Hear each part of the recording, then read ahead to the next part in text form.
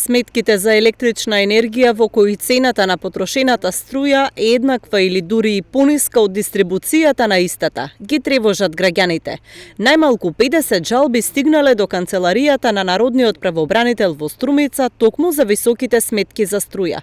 Народниот правобранител Славчо Тимов вели дека е покренета истрага за овој случај и ќе се испитува дали е оправдано да се плаќа таква сума.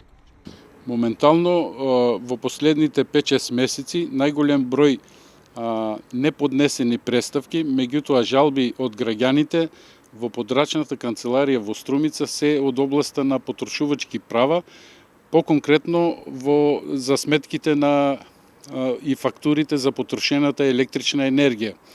Ние за таа цел во Скопје, во централата во Скопје, формиравме посебен тим за да ја испитат и да го испитат случајот зошто сметките се поголеми во однос на потрошената енергија, а уште поголеми во однос на дистрибуцијата на електрична енергија. Предметот е поведен по собствена иницијатива во Скопје и сега чекаме исход од истрагата што ќе направат нашите колеги, па подоцна ќе се заземе став и ќе се донесе конечен заклучок за причините за високите сметки.